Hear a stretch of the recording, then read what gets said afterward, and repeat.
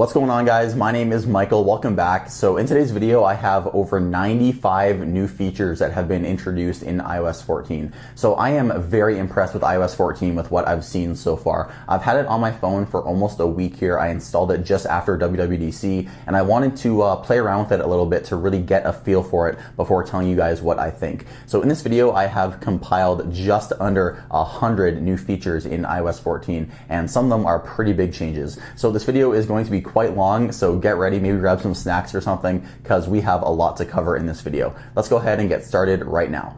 So let's get things started with widgets in the Today view. So the Today view has now been redesigned with much better looking widgets in my opinion. So iOS 13 had the widget size of about this one, the medium size widget. I have it here in the Maps widget, and you could expand it to become a larger widget with a little expand button at the top right, and it would become approximately this size as the News widget. But now in iOS 14, Apple has now given you the option to have a small size widget. As you can see here with stocks and battery, you can now have a widget the size of half of the medium widget, which I think is really good and really useful for the next feature, which is widgets on the home screen. So a small widget on the home screen is going to take up 4 icons, a medium size is going to take up 8 icons, and the large widget, although I don't have it on my home screen, is going to take up 16 icons.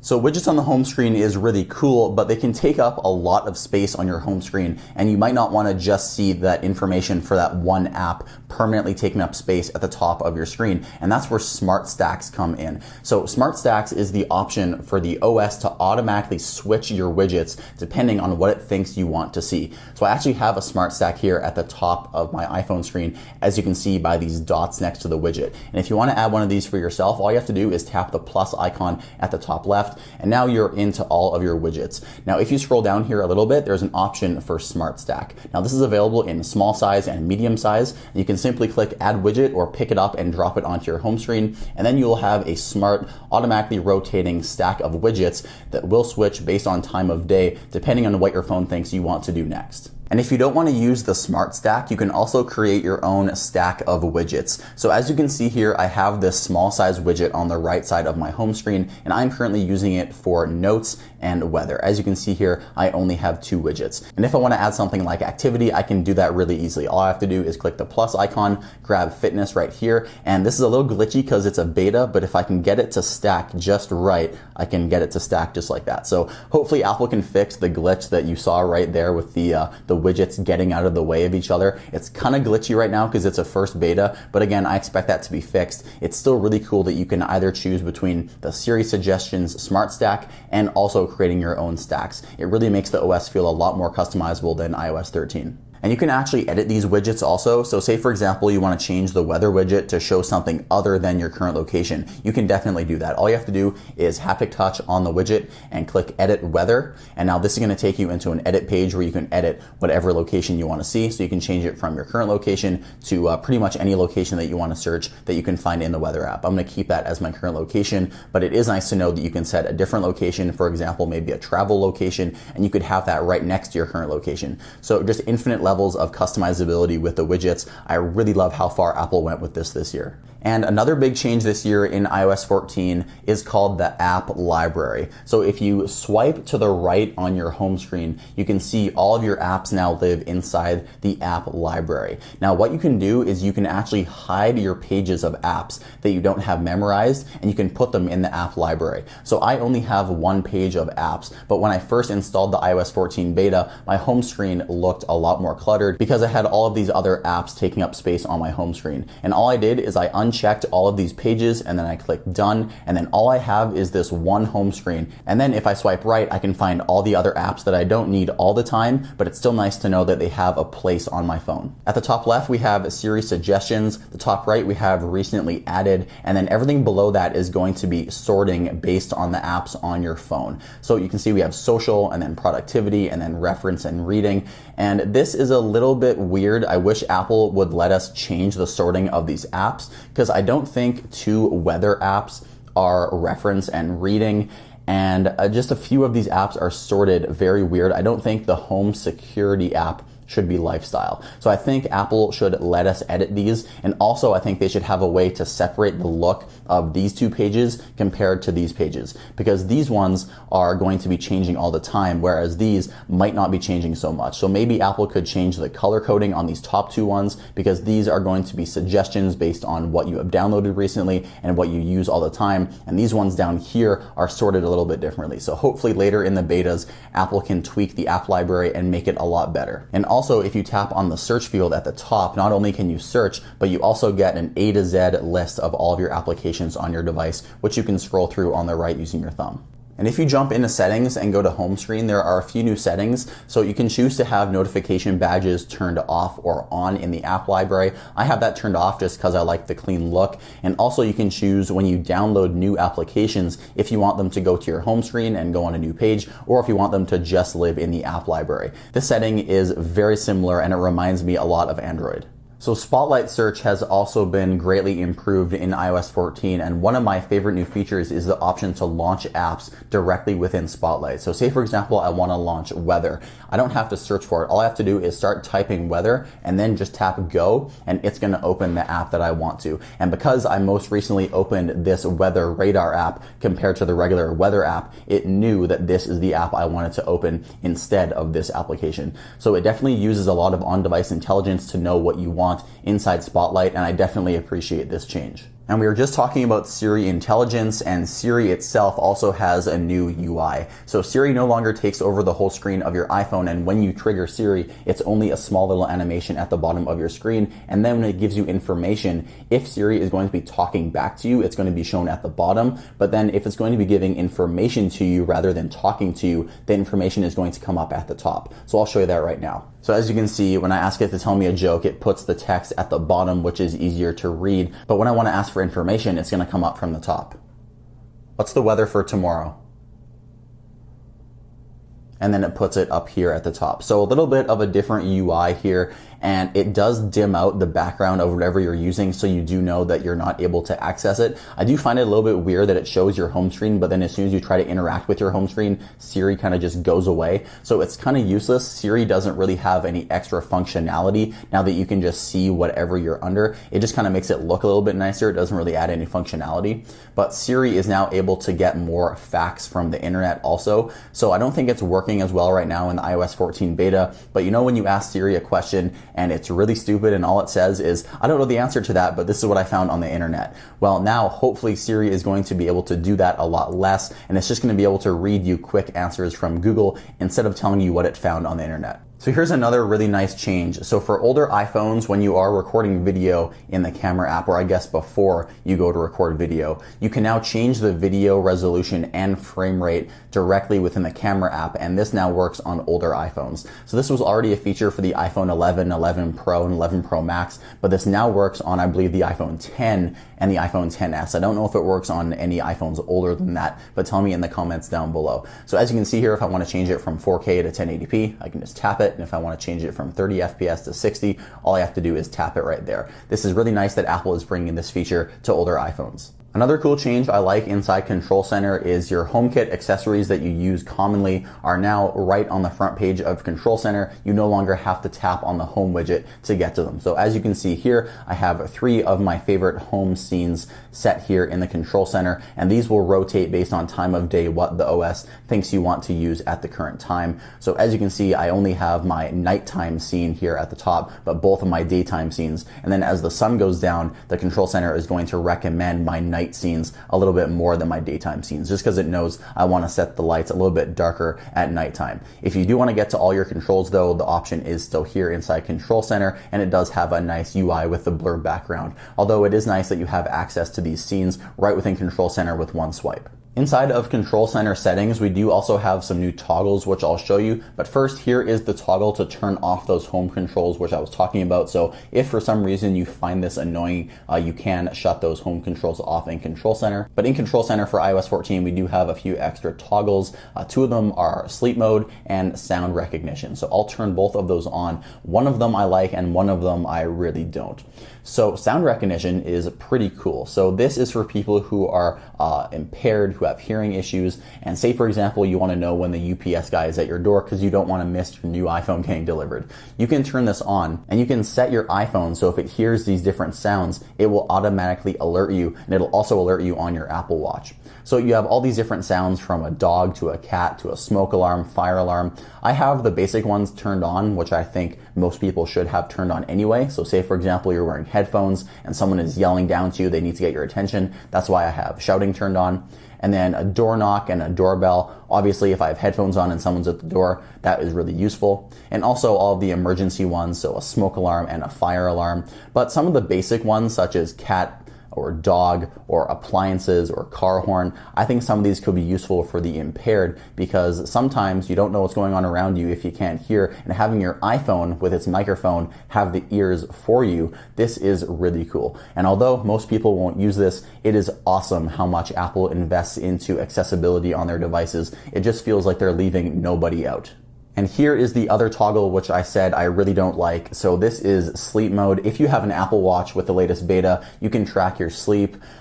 Sleep mode, for me, it seems like kind of a gimmick. It doesn't work well at all on the Apple Watch. So if you were considering putting the beta on your Apple Watch because you wanted to try out sleep tracking, trust me, it doesn't work at all. It only tells you how much you were asleep. If you are serious about sleep tracking, I would definitely get something better. Even a Fitbit is going to do better sleep tracking than the Apple Watch. Hopefully, the next Apple Watch that's coming out in September or October is going to have better sleep tracking, because it looks like Apple was really excited about sleep tracking, and then when I tested on my phone, it had almost zero features. It just told me how long I was asleep, and I could do that with a stopwatch anyway. So I hope the next Apple Watch is going to have better sleep tracking features. But yeah, there's my little rant about sleep mode. There's a new toggle for it, and there's also a new option for it on the Apple Watch. I'm just not a very big fan of sleep mode because it isn't very functional right now. We also have a little new UI notification when you go to paste text. So this is part of Apple's new privacy policy, where they're going to tell you what is happening on your clipboard, because other applications like to see what is on your clipboard in order to track you for advertising. And now whenever an application is copying and pasting text that you have in your clipboard, you are going to be notified of it. So if I paste this text here, as you can see, notes pasted from Safari. So it does this because some applications, and actually some applications have now officially stopped doing this because iOS 14 is calling them out. So some applications are taking information from your clipboard, which is none of their business, and they are using that to track you. And I don't know what information they're trying to get, but I don't want applications knowing what I have copied and pasted, because sometimes I'm copying and pasting credit card numbers. So it is really nice that Apple is now telling us when the clipboard is being accessed, because I don't want other apps accessing what I have copied and pasted. So here's another pretty cool one. Inside of accessibility settings, if you click on touch and then scroll down to back tap, this is a new feature where you can set different shortcuts depending on how many times you tap the back of your phone. So I have a double tap set for Control Center, and if I do that here, I have to tap pretty dang hard because I have a case on my phone. If I double tap the back of my iPhone, as you can see, Control Center comes down. I find this a little bit glitchy. I was on a road trip recently and I had this mounted on a vent mount in my car, and my phone was shaking a little bit, and Control Center kept getting activated because the shaking of the car and my phone, for some reason it thought I was double tapping the back of my phone. So I had to turn this off a little bit, but it is still a very useful feature, and I can't wait for later betas when Apple is able to really refine the double tap feature. So here's another huge requested change from the entire Apple community. Whenever you receive a phone call, before in iOS 13 it would take over the entire screen. Now in iOS 14 it is just a simple notification banner, as you can see right here. Now I only have my own phone number, so I can't make a phone call to myself on my own phone, but this is what it looks like when you receive a new phone call or a FaceTime call or even a Skype voice over IP call on your phone. Whenever your phone receives a phone call that before would take over the entire screen, now it is just received as a notification. You can tap it to answer it, or you can just flick it away if you want the call to keep ringing and eventually go to voicemail. And here is another highly requested feature. You now have a picture-in-picture on iOS 14 on the iPhone, not just the iPad. Now, I don't want to play this for too long, so I'm going to get a copyright claim, but I love that I can now play Seinfeld on my iPhone in picture-in-picture and also browse Twitter at the same time. This is the life. Obviously, I'm just kidding, but it is nice that you can now have picture-in-picture playing on your iPhone, and also picture-in-picture does work for FaceTime as well. When you go to the home screen when you're on a FaceTime call, it's no longer going to show that your camera is paused on the other person's end, it's now just going to show that you're still in the FaceTime call and you're free to do whatever you want on your phone while maintaining that picture-in-picture FaceTime call. Inside the camera, there's a completely new setting for exposure compensation. So if you go into camera and then swipe up, there's a new icon here that has a little plus and minus. If you tap this, there is a completely new slider now for exposure compensation on the iPhone in iOS 14. Now, it doesn't seem to be working because this is a first beta, or I guess it just isn't dark enough in here. But when you are in dark mode and taking a photo, there's a new feature to encourage you to hold your phone steady. It's going to show a little small crosshair in the middle of your iPhone screen that's going to go offline or stay online depending on how still you're holding your phone. So a cool little feature there when you are taking a night mode photo. I really wish I could show you, but I guess it isn't working on this first beta. Inside settings and then camera, there's a new option to speed up how fast you can take a photo. So click on camera and then turn on this prioritize faster shooting option, which is new in iOS 14, which is going to let you take a photo a lot faster compared to iOS 13. Inside the Photos app, there's a new button at the top right, which allows you to have access to a few commonly used toggles. So as you can see, there's this little ellipsis icon at the top. If I click this, I have the option to zoom in, zoom out, filter by different types of photos, and to show a map of where all my photos have been taken. So this is a very useful icon at the top of your Photos app. And also new for Photos is the option to add a caption to photos. So this is really cool if you want to remember the moment and put a little caption talking about what you're doing at that current time, say for example. So here of this photo of a mountain, I'm going to add the caption, golfing was fun. So that just adds a little extra character to the photo to remind myself that yes, when I was here in the mountains, I was indeed golfing. So a cool little feature, you can add endless captions to your photos. I don't know if there's a character limit, there probably is, but I guess you can type away to your heart's desire until it stops you, and you can put as many captions in your photos inside of iCloud Photos as you want. And there's some great new privacy features in iOS 14 as well. So if you go inside settings and then privacy, and then tap on Photos, there's a new option here for applications to either have access to all your photos or just selected photos that you choose. So as you can see here for Twitter, I have the option where it can't see my entire library, it can only see photos that I select, and this is really cool. And it also extends for location inside privacy as well. So you can choose if applications want to have access to your full location or just your approximate location, which is really cool. So I think it gives a 50-mile radius around your approximate location, and I think people are going to feel a lot more safe using their iPhones, knowing that applications don't know their specific location. There are also some new indicator dots at the top of the iPhone screen that are going to show up whenever an application is using either your camera, the microphone, and I believe your location. So if I open the camera, it's going to show a green dot, as you can see right here, because an application is using my camera, and it will be a different color for the microphone and location as well. And I was in privacy settings and I completely forgot about this one. So there's a new toggle under location services called tracking.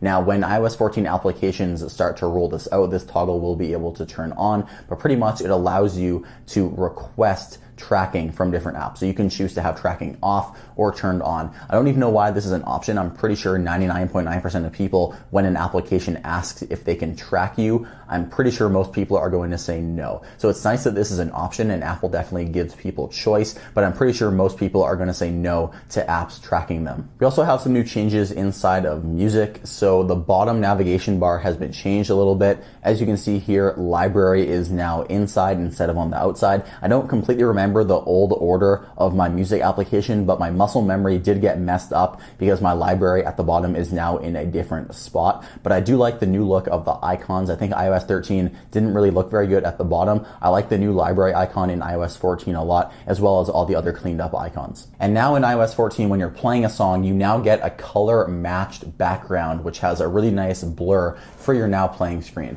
So before in iOS 13, this would either be a white background or a black background, depending on your phone was either in light mode or dark mode. But now it doesn't matter what mode your phone is in, the now playing screen is always going to adapt to a different album. So let's go to browse and let's try to find a colorful album. So this one looks pretty colorful. I'll play this one. So this background should be more yellow and red, and as you can see, it's very colorful there on the background. So I really like this change. Before in iOS 13, you would only get this view when you went into the lyrics mode, and now as you can see, it is there the entire time, whether you're in this view or the lyrics view. A really nice change with this one. And also something that I just noticed, in iOS 13, when you were in the lyrics view, you never got the progress bar showing how far through the song you are. And now in iOS 14, as you can see when you tap the screen, the progress bar now shows up above the controls. If you're in your library and you go and you click on songs, the play and shuffle buttons at the top are now red, whereas before in iOS 13, they were just white. So weather has also gotten a few nice changes. After Apple has acquired the weather app Dark Sky, they took it off Android and they've made it an iPhone exclusive now. They've also brought some of those features into their native weather app in iOS 14. So first off are the new page dots at the bottom. You can now scroll through these and look at all your cities. And this is actually an entirely new API, I believe, in iOS 14 for UI Kit.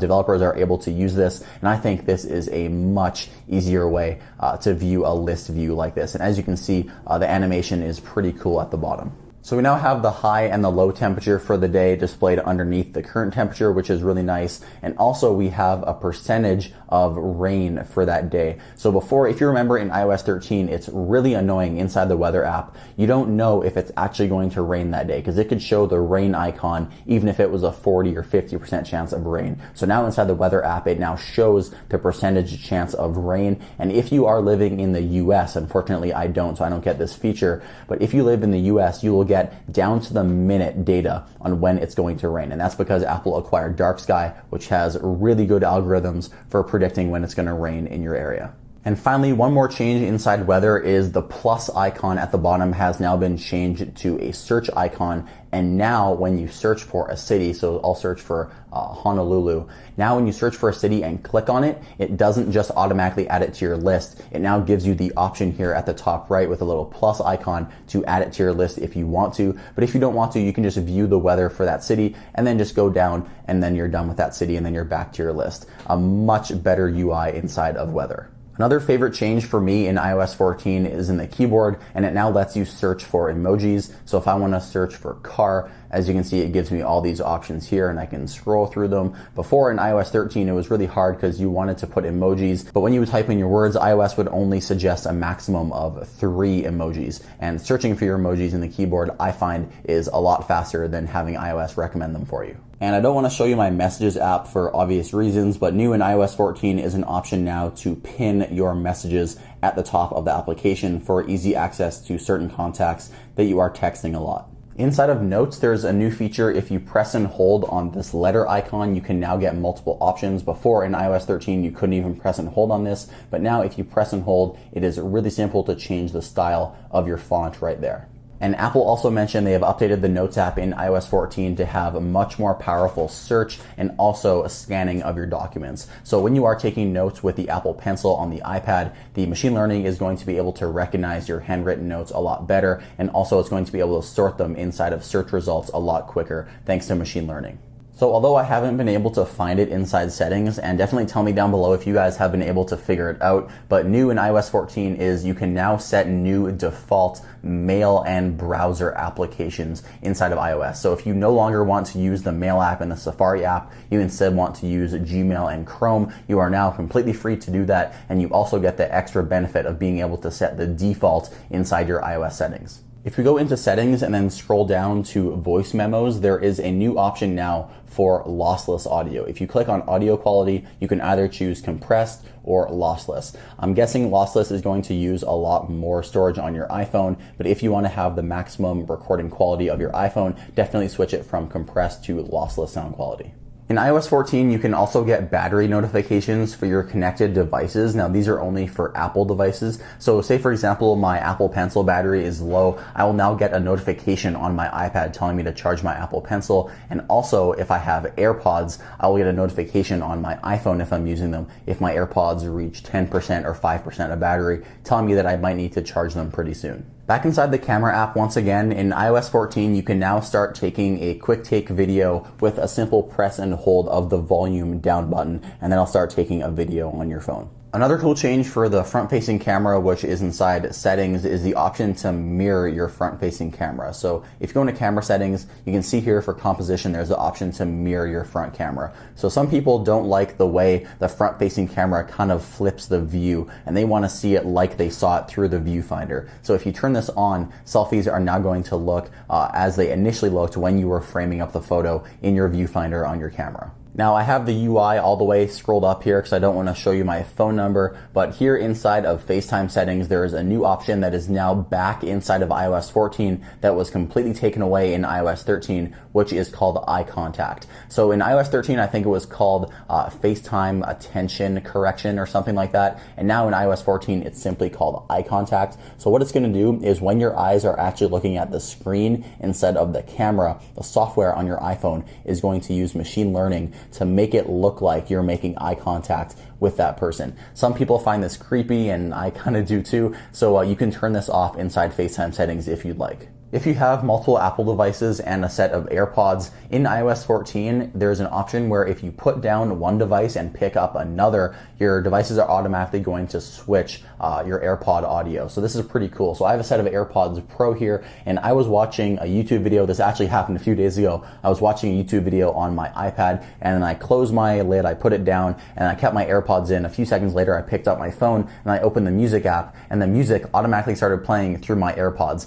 which is really weird. I didn't even change the audio. I just completely forgot that I even had AirPods in, and I went to play audio and it automatically came through my AirPods, even though the last device I had connected to my AirPods was my iPad. So this is really cool, and it's only going to be getting better with future betas to come. But automatic AirPod switching is really cool and probably one of my favorite small features inside iOS 14. Apple also introduced a pretty cool feature that uses NFC on your iPhone to unlock your car, and it's called Car Key. So very similar to how Apple Pay works, where you tap the payment terminal to make a credit card payment, Car Key now works by tapping the back of your iPhone around the door handle on your phone, and it'll now unlock your phone. Now this only works on the new BMW model, but Apple is expecting many car companies are going to be supporting this. And once you get into your car, once you place your phone down on the wireless charging pad, it is also going to wirelessly connect to CarPlay. So this is really cool. I feel like this is what the Apple car would be like if Apple decided to make a car themselves, a fully integrated experience with your iPhone. You don't even need a key anymore. You can just tap the back of your iPhone against your door to open it. This is really cool, and it feels very futuristic. A pretty small change inside the Mail application. There are a few little tweaks with the padding and the list view here. It looks a little bit different inside of iOS 14, but most importantly is the VIP section is now color-coded a little bit differently, and it's a little easier to see with this gold star icon there. So a little easier to discern the VIP section compared to iOS 13. And it wouldn't be a new iOS update without a brand new application. So the new application this year is called Translate. This is Apple's version of Google Translate, and their highlight feature with this Translate application isn't that it works better than any other competition, it's that it's more private than the competition. So Google Translate, although it is a very good service, your data is not very well protected. Google uses a lot of data from all the services you use, and Apple doesn't want to do this. They don't want to know what you're translating, they don't want to know what you're saying to your phone. So I think I'm going to use this Translate app a lot more, knowing that my data is a lot more secure. There also is a conversation mode if you rotate your phone this way. As soon as you set the two languages that you're going to be speaking and translating, the iPhone can detect whichever language is being spoken. You don't need to tell it what language you're going to be speaking when. It can just automatically pick it up and it'll translate it into that other language. Now this is a really small change, but I have noticed it across the entire UI. iOS 14 now has a slightly new loading indicator. As you can see here, when I pull to refresh Twitter, the loading indicator looks a little bit differently as it spins through the animation. This change is probably going to be the smallest one I show you in this video, but inside of Calendar, before in iOS 13, when you would have an event on your calendar, the corners of this event would be sharp at 90 degrees. And now in iOS 14, there is a very slight curve to each corner of this event, and it just looks a lot better to my eye. So a very small change, maybe you guys noticed it too. If you're using your iPhone in landscape mode and then go into Control Center, the controls are now a lot taller. So before in iOS 13, I believe they would only be as tall as this first row. Now they extend the entire width of Control Center, so you just get a little more precision as you are changing your toggles for volume and for brightness. So as you know, all iPhones inside the battery health settings have the option to turn on optimized battery charging, but when you connect your AirPods Pro to your iPhone with iOS 14 for the first time, there is going to be an option that allows you to turn on optimized battery charging for your AirPods, which is really cool because people use their AirPods a lot and the batteries on those can degrade a lot faster than the battery on your iPhone. So it is nice that there is now an option for optimized battery charging for AirPods to hopefully slow down the aging of your AirPods battery cell just a little bit. So here's another pretty substantial change inside of Calendar. When you go to create a new event, the date and time picker has been completely changed. So before in iOS 13, you would go through kind of a scroll wheel to select whatever date you wanted your event to be on. And now you get a completely full calendar view, which I think is a lot better. And also before in iOS 13, you were not able to set a calendar event to a specific minute. I believe it was only in increments of 5 minutes. And now when you want to select an event and create a time for it, you can do exactly the time you want. So if I want this event to be at 1:51 p.m., it can be at 1:51 p.m. And also the AM PM slider has been fixed and made much better in iOS 14. So it was kind of hard to choose AM or PM in iOS 13 because it was a scroll wheel, and you don't really need a scroll wheel if you only have two options, AM or PM. So I'm glad that this is now a horizontal slider, and it definitely makes it more clear which one is selected.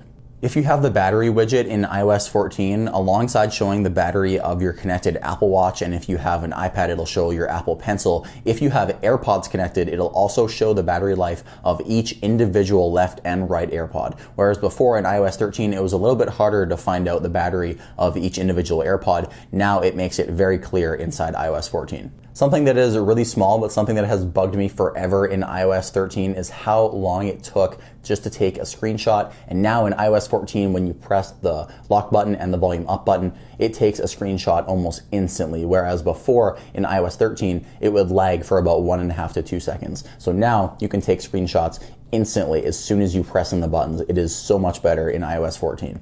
And this next change is awesome. Apple is now supporting the more efficient VP9 codec that YouTube uses for their online streaming of video, and you can now watch 4K or 1440p YouTube videos on your iPhone and iPad. So I'll choose this video right here. I'll go in to select the resolution, and as you can see, finally on an iPhone, you can choose 2160p, 60 FPS HDR. You can now take full advantage of the OLED screen on your iPhone. Before, it would max out at 1080p, and I know this is not a 4K screen, but now you can at least play 1440p videos on your iPhone with a lot more detail. So another change that I've spent a little bit of time trying to get to work here, I haven't been able to get it to work, is in the native stock player, the video player inside iOS 14. In some views now, it gives you the option to change the playback speed of whatever you're watching. I haven't been able to get it to work inside the TV app for movies and TV shows, but I think in other areas such as Safari inside iOS 14, you can now change the default playback speed, say from 1 times to 1.25 to 1.5, all the way up to 2 times if you want to make the video play a little bit faster. I just haven't been able to get it to start working on my iPhone, but it is definitely here in iOS 14.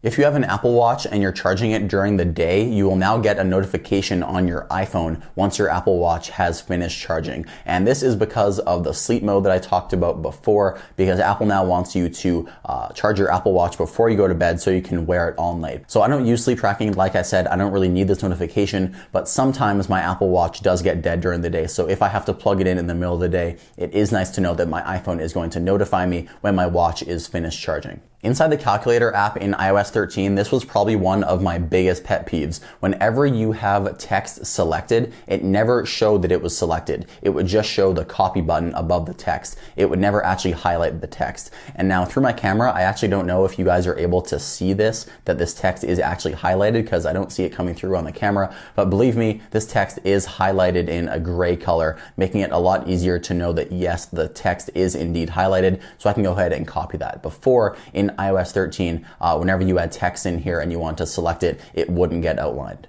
Inside the Notes app, Apple has completely gone away with that old texture that they used to have on the background of the Notes app. So now when you are in light mode, it's just going to be a completely gray background without any texture. And now when you are in dark mode, new for iOS 14, is Notes now gets a completely OLED pitch black mode. Before, this had a texture and it didn't really look as nice, but now in iOS 14, I like that Notes now has an option for a completely black OLED friendly mode. Inside the clock app, there is a little change now if you don't have any alarms set. So before in iOS 13, it would just show a blank page with the plus button here at the top. And now it just kind of makes it a little bit easier to understand. It now says no alarm, and it can give you the option to change if you do want to set an alarm. So a little bit of a UI change inside the clock app. In iOS 13, the only way to get into your app's editing mode or jiggle mode was to press and hold on an icon, but now you can get your UI into jiggle mode by pressing and holding on any empty space. So here at the bottom of the screen where I have nothing, if I press and hold down here, as you can see, my phone still gets into jiggle mode. You can also do this by pressing and holding on a widget as well. Inside Notes, if you have a pinned note at the top of a list,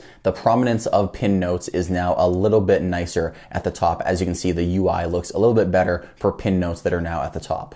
Inside Messages, we also have a couple revised icons. So the Memoji and the Animoji icons have now been changed. As you can see, just above the letter Y, you can see the icons have been altered a little bit for iOS 14. Inside the camera, the flash icon is also going to be more prominent. So although I have auto flash turned off, if you have auto flash turned on and you are in a dark environment, the flash icon is now going to turn yellow, just like dark mode does, to let you know that the flash is going to come on. In iOS 13, the flash icon, I believe, would stay about this style, and you wouldn't really know if the flash was going to come on when you took your photo. So now if the flash is going to come on, this icon up here is going to turn yellow. There are also a couple enhancements to Memoji and Animoji, including a couple Memoji stickers. I believe the one new one is this one where you can send a blush, and I think a few of these down here are also new. Honestly, I don't use Animoji stickers or Memoji stickers very much. I know that they did improve Animojis a little bit, so you can now have some new age options. I believe before you could only choose between 3 age options. Now I think you can choose between 9,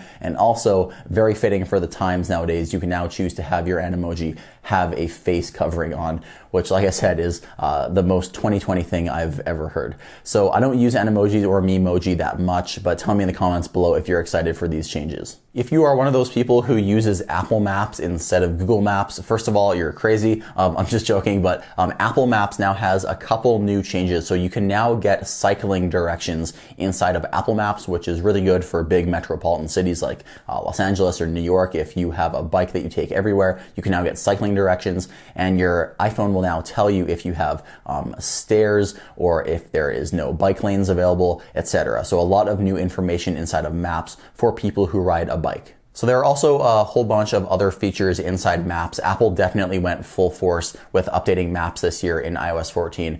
There is an option now for a feature called Guides. So if you're new in a city, the Guides feature can recommend different landmarks and maybe different restaurants or different places that you might want to go.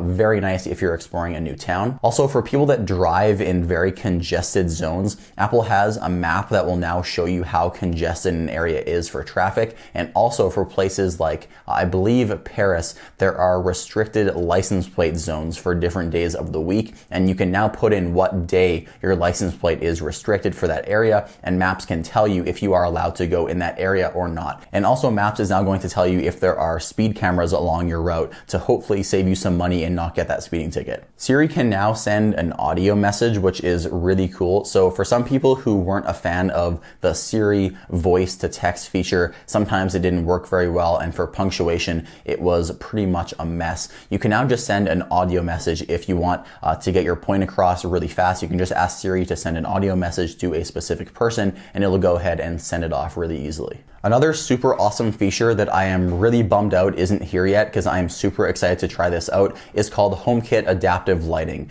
So HomeKit can now dynamically change the lighting of your smart light bulbs to change throughout the day. So say, for example, when you wake up, your lights may be a little bit warmer to ease you into the day, and then midday they might be more of a blue, harsher light color, and then closer to the evening, the lights might again get more to that warmer tone to help you ease into the evening. And when this is enabled, like I said, it's not enabled in this first beta. When it is enabled, the adaptive lighting feature is going to be this top left button right here. But as for now in beta 1, that isn't there. But when it is here, I am super excited to try it out. And I definitely will have a video on HomeKit adaptive lighting. Tell me in the comments down below if you are excited for this feature. And another feature inside HomeKit, while I don't have a HomeKit smart doorbell, I would love to have one. There are a few new features if you do have a HomeKit smart doorbell. So first off is activity zones. So if you live near a busy street and you only want to be notified when movement is near your door instead of just movement on the street, you can now select an outlined area in front of your camera. So if there's movement outside that zone, your iPhone is not going to send you a notification, which is really useful. And also, HomeKit can now use the faces that you have tagged inside the Photos app, and it'll tell you who is at the door. So this is the most Apple thing I've ever heard of. So say for example, your cousin comes over and they're knocking on the door, and you also have a HomePod in your kitchen. Siri will know that that person's at the door thanks to face recognition, and then audibly, Siri out loud through the HomePod will then say, this person is at the door, probably before this person even has a chance to ring the doorbell. So this is really futuristic and really cool, and it just really shows what Apple can do when they are innovating. And then finally, our last feature we're going to cover is called app clips. So an app clip is a very small section of an app that is less than 10 megabytes in size, and it allows you to do things that you would usually only be able to do inside the app without actually downloading that app. So say for example, you're in a city that you don't know and you want to rent a scooter, and that scooter uses an app that you don't have on your phone. With an app clip, you can now tap your phone on that scooter, and if that developer has support for app clips, you can now pay for that scooter and take it without even downloading the app that is required. So an app clip is definitely going to make people's lives a lot easier. I think it is really up to developers on how popular this gets, because this is a really cool feature and it definitely has a lot of potential. But like I said, it is definitely in the hands of developers to see if they're going to implement this with their own app. So I guess we'll have to wait and see how popular this feature gets. So that is iOS 14. I feel like I can now I feel like I can breathe now. I showed you guys all the latest features. That was a huge video. iOS 14 is a huge release, and I'm sure there are still tons of features that I missed in this video that you can tell me down below in the comments. So I will have a link to Apple's website where they have an entire list of all the new features in iOS 14 if you are interested in checking that out. Other than that, guys, I want to thank you guys so much for watching, and I think I am going to have other videos about Apple's latest software, including iPadOS 14 and also the new changes that came to the Mac with macOS Big Sur. So drop a like on this video and comment down below if you want to see some of that new content. Thank you guys so much for watching. My name is Michael, and I'll see you in the next video.